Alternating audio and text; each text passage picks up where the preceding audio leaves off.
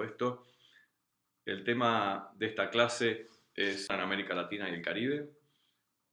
Hay dos textos fundamentales para referir.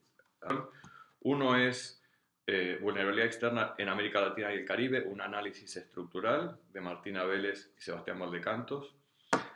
El otro es un capítulo de Paulado, Flujos de capital y endeudamiento externo, algunas reflexiones para la América Latina. Este es un capítulo que figura en un libro reciente de la CEPAL que se titula Estudios sobre financiarización en América Latina.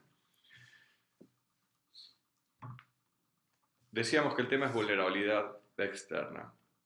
¿De qué hablamos cuando hablamos de vulnerabilidad externa?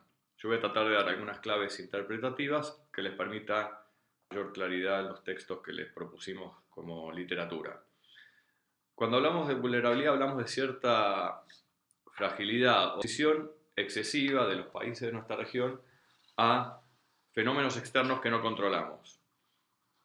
Por ejemplo, a fluctuaciones muy importantes en el precio de las materias primas, típico problema que enfrentan las economías de América del Sur. La clave del concepto de vulnerabilidad es que, si bien alude, o el concepto de vulnerabilidad externa alude a factores externos que nos pueden estar condicionando o afectando en la región, remite a debilidades internas. El ejemplo que viene a mano para entender a lo que aludimos con la idea de vulnerabilidad es, por ejemplo, salir en la vida cotidiana, salir al exterior la enfermedad que típicamente podamos llegar a contraer a raíz de ese exceso de confianza en nuestra frío sin abrigo. ¿De quién son responsabilidad? ¿Del frío o de haber salido sin abrigo? Entonces, cuando vamos a referirnos al concepto de vulnerabilidad externa, si bien vamos a estar aludiendo a los efectos de determinados acontecimientos exógenos o externos en nuestras economías, vamos a estar pensando en cuáles son aquellas decisiones internas o factores estructurales internos, productivos, institucionales, etcétera, que están haciendo que esos efectos o que esos episodios o fenómenos externos nos peguen tan de lleno y nos afecten de manera tan importante. Como van a ver en el principal texto que les mencioné, el primero de ellos, nosotros identificamos dos tipos de vulnerabilidad externa, una vulnerabilidad real y una vulnerabilidad financiera. La vulnerabilidad real o la vulnerabilidad externa real es la más conocida en la literatura estructuralista de los años seminales del estructuralismo latinoamericano y se refiere, en el caso de los países de América del Sur, a una tendencia a la concentración de su canasta exportadora en productos primarios, sea mineros, hidrocarburíferos o agrícolas. Esta concentración de nuestros ingresos por exportaciones en los países de América del Sur en este tipo de bienes nos deja muy expuestos como países a las fluctuaciones que pudieran tener los precios internacionales de estos productos. También nos deja expuestos, en el caso de los países agrícolas, a las climáticas. Son conocidos los ciclos del petróleo, pero también esto importa desde el punto de vista de los minerales y de los bienes agropecuarios. En el caso de los países de América Central y el Caribe, también podemos hablar de vulnerabilidad externa real, por ejemplo, cuando nuestras exportaciones o las exportaciones de estos países se concentran fuertemente en un solo mercado, como puede ser el Estados Unidos. Esto se vio claramente, por ejemplo, durante la crisis internacional financiera de 2008 y 2009. En esos años se redujeron notoriamente las exportaciones de varios de estos países de América Central, México o el Caribe a Estados Unidos, y no solo eso, sino que también se redujeron de manera significativa las remesas de los trabajadores radicados en los Estados Unidos. Cuando una porción creciente, en este caso, de los ingresos provienen de una sola fuente que básicamente no controlamos, como puede ser el nivel de actividad y de empleo en los Estados Unidos, también podemos hablar de vulnerabilidad externa desde el punto de vista de la economía real. Decíamos que identificamos dos tipos de vulnerabilidad, la vulnerabilidad externa real y la vulnerabilidad externa financiera. La vulnerabilidad externa financiera se relaciona con el grado de endeudamiento externo de nuestras economías. Ese endeudamiento puede ser originado o puede ser originado en el sector privado. Y cuando hablamos de endeudamiento o de financiamiento externo de nuestras economías, por el lado privado no solo consideramos el endeudamiento financiero típico que todos tenemos en la cabeza, la emisión de una obligación negociable por parte de una empresa nacional importante en los mercados externos, o la contracción de un crédito con una determinada entidad bancaria en el exterior, sino que también consideramos a la inversión directa extranjera.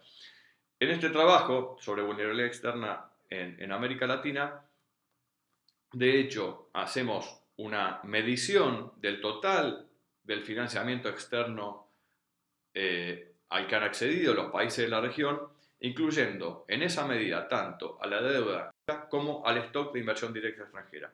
¿Por qué consideramos que el stock de inversión directa extranjera es también un pasivo externo, parte de lo que debemos como economías al resto del mundo? Porque cuando una empresa multinacional se radica en alguno de nuestros países, la economía como un todo queda comprometida, al igual que cuando algún actor de esa economía se endeuda en el exterior, a utilidades y dividendos a las casas matrices. Eso es equivalente al pago de intereses en una situación de endeudamiento tradicional. Si ustedes miran en la página 14 del trabajo que hicimos con Sebastián Valdecanto sobre vulnerabilidad externa, ahí van a ver una serie que muestra la totalidad de los pasivos externos de los países de la región desde que está muy recientemente.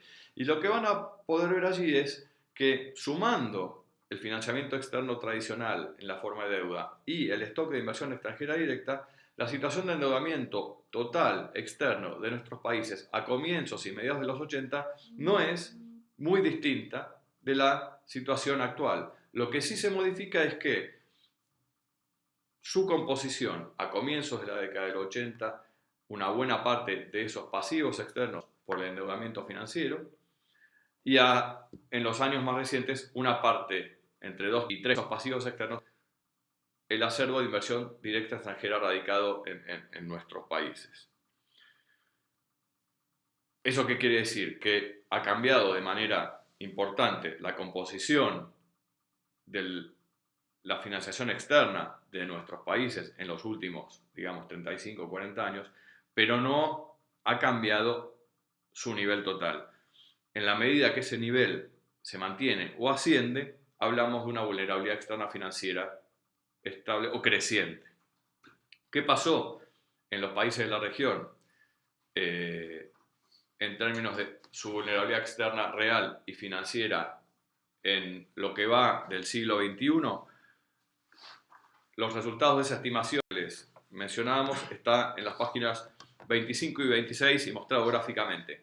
Para sintetizar, lo que nosotros vemos es que, en general, por supuesto que allí tienen anotadas las excepciones, pero en general uno puede advertir que en los últimos 15 años, una vez cambiado el siglo, los países de nuestra región tienden a ser más vulnerables desde el punto de vista externo real y más vulnerables desde el punto de vista externo financiero.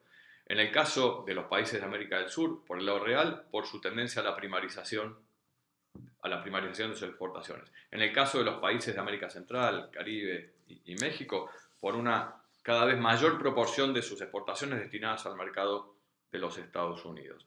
En el caso financiero, en todos los casos, por una creciente importancia de la inversión directa extranjera que, como dijimos antes, tiene desde el punto de vista macroeconómico el mismo efecto de un creciente endeudamiento externo.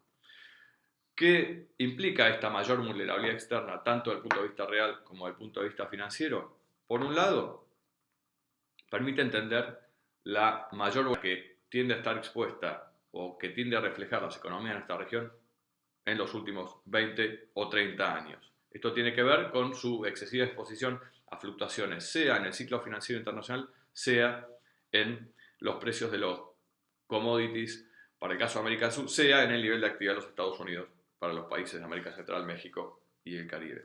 También explica un menor margen de maniobra macroeconómico, lo que en inglés se denomina policy space. La creciente vulnerabilidad externa financiera, que implica una creciente dependencia de los flujos financieros provenientes del exterior, debido a la tendencia de los capitales financieros a moverse en manada y a reaccionar conjuntamente a partir de determinados sectores, da margen para la realización de políticas que pudieran ser más fácilmente aplicables en contextos de menor dependencia de esos capitales. Y esto no solo tiene que ver con la administración de la política monetaria, es muy conocida la discusión acerca de las dificultades para hacer política monetaria cuando el flujo de capitales desde y hacia los países está completamente liberalizado, sino que tiene que ver incluso o puede afectar otros campos de la política económica y, por dar un solo ejemplo, política tributaria. Es muy conocido el problema que tienen los países de la región en su estructura tributaria, su carácter regresivo, la dificultad para cobrar impuestos a los sectores de mayores ingresos.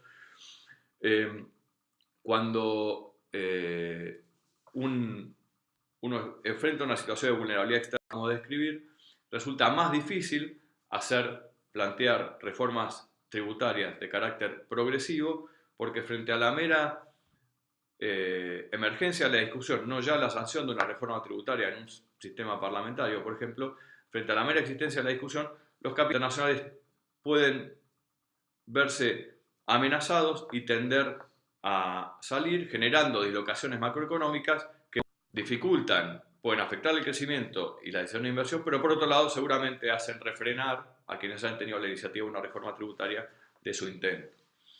Por la vulnerabilidad externa, real y financiera a la que les hacía referencia, tiende a agudizar la restricción externa al crecimiento. ¿Qué es la restricción externa al crecimiento? Ese ritmo de crecimiento que como máximo pueden tener las economías periféricas como las de América Latina y el Caribe, sin entrar en problemas de balance de pagos. Sin entrar en muchos detalles con esto, uno lo que advierte en otros trabajos que ha hecho la CEPAL es que esa restricción externa al crecimiento se ha ido agudizando en las últimas décadas. También por las mismas razones que se ha ido agudizando la vulnerabilidad.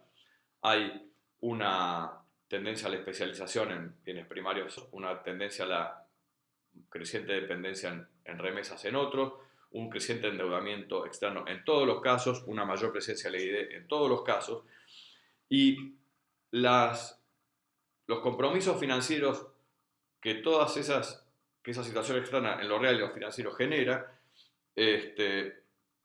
impone un techo más bajo a las posibilidades de crecimiento de nuestra región. ¿Y por qué esto es importante y por qué es una preocupación que aparentemente es macroeconómica, pero tiene que ver con el desarrollo de mediano y largo plazo? Por lo siguiente, cuando uno estima en la región que necesitan nuestros países para tener un objetivo, para obtener un objetivo razonable y moderado, que sería como mínimo absorber la población, el aumento vegetativo de la población. Cuando uno hace esa estimación, más o menos algunos decimales, la tasa de crecimiento necesaria para lograr ese objetivo es de aproximadamente 2,5%.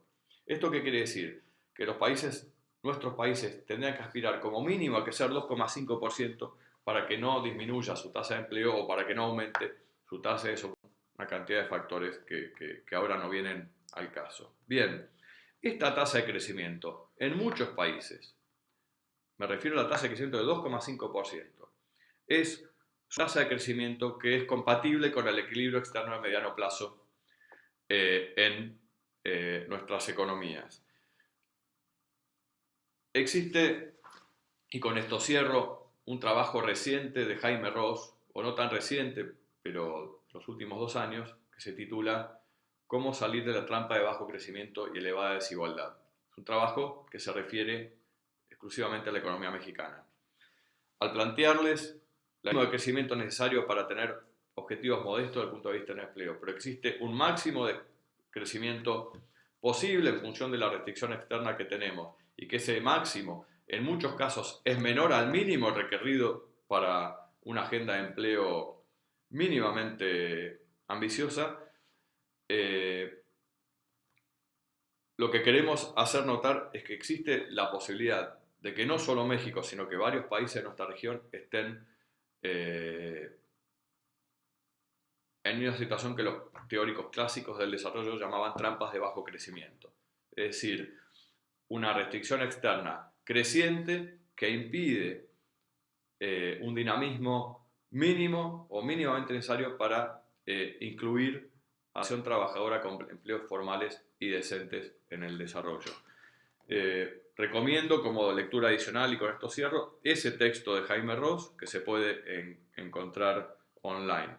Y quedamos a disposición porque cualquier duda o aclaración que pudiera surgir, la lectura de los textos que mencioné al principio y que son la recomendación para esta sesión. Muchas gracias.